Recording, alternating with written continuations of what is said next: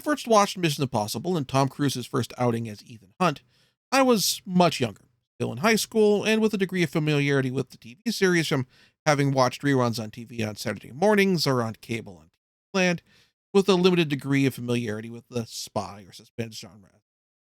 So I don't think the film worked for me at that time the way Brian De Palma intended.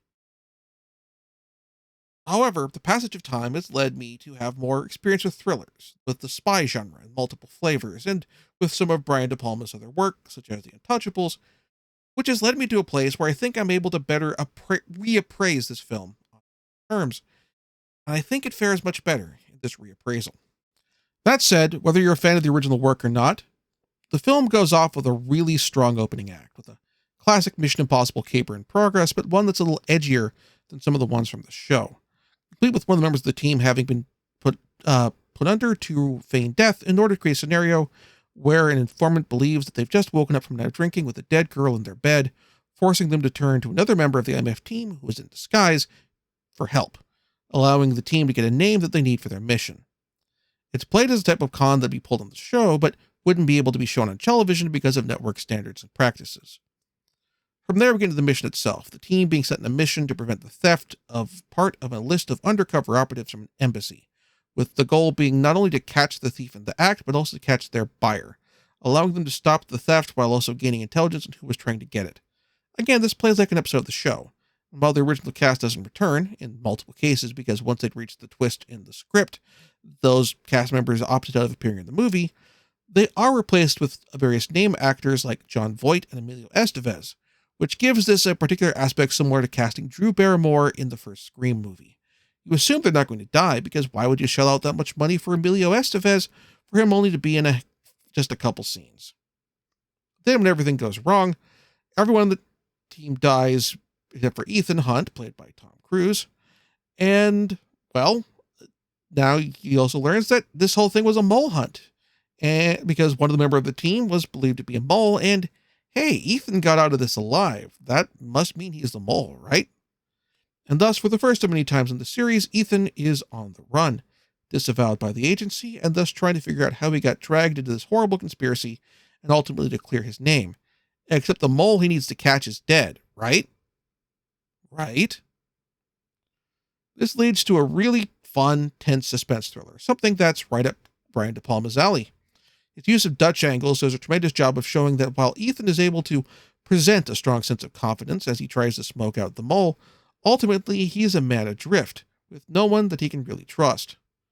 When the time comes to do the big set-piece heist at the CIA, with the rope descent to the data vault, the scene gains some added tension that none of the other comparable sequences in later films have, because here Ethan's working with people that he's never worked with before, and we have no real information on whether or not they're going to choke in a pinch, with particular suspicion being on Franz Krieger, played by Jean Reno. Yes, in part because he's sure not returning in the sequels, but also because the script does a really great job of setting up that he's kind of a loose cannon. The supporting the cast for the film is also tremendous. In particular, Vanessa Redgrave is splendid as arms and information broker Max, and while some of the more recent Mission Impossible films have had her character's daughter show up, I would have loved to have seen Max herself show up as well. And then there's Henry Czerny as Eugene Kittredge. He brings a level of calm menace to the role that reminds me of some of the best of Hugo Weaving's dialogue scenes as Agent Smith in the first Matrix movie, presenting a sense of bureaucratic menace, a weight of establishment that can and will come down on you like a ton of bricks at given cause. Where I think things get a little rough is not at the break into the CIA or the opening failed mission, but the big climactic sequence with the train hitting into the tunnel, with the helicopter in pursuit. Some of the individual practical effects on their own work great, but all of them don't completely work together in concert, and I think the issue is that more than anything else, because of this, the film is biting off more than it can chew in the final act. Fundamentally, I think part of the cause is that when this film came out, the tunnel was very new, having only opened 2 years previously. And so I could see someone deciding that it was a great place for a set piece in international spy thriller. Traveling between two countries, on a train, which is claustrophobic on its own, and plus it's in a tunnel under the ocean and thus out of phone communication. But it's just that we also decided to add a helicopter chase to the mix, and that's just gilding the lily. Still, the rest of the film is a solid start for what justifiably has become a long-standing staple of the spy film genre. I do hope that the Mission Impossible film series will find a way to keep going after Tom Cruise is down, and if they just do decide to have him, say, pass the torch to Haley Atwell after the most recent film, that would honestly be wonderful. But otherwise, has been a great start to the series. It has a lot of the things that you love from the later films here. Cruise doing stupid stunts along with very long runs, gags, including, in a rare case that doesn't show up as much in later films, scenes where the actors are clearly under the masks, while the masks themselves are still good, and getting time to flex their acting muscles while they do so, and some really strong spy plots. I'm glad I took the time to revisit this movie, and I would recommend that you give it a watch or rewatch as well.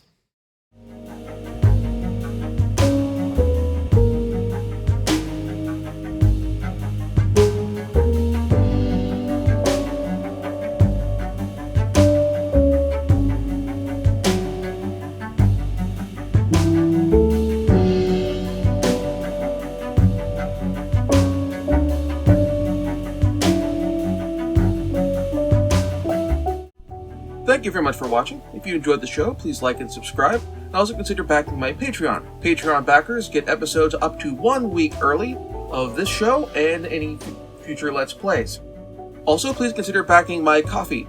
Toss me a few bucks also helps support the show, and it's not a monthly obligation or anything like that.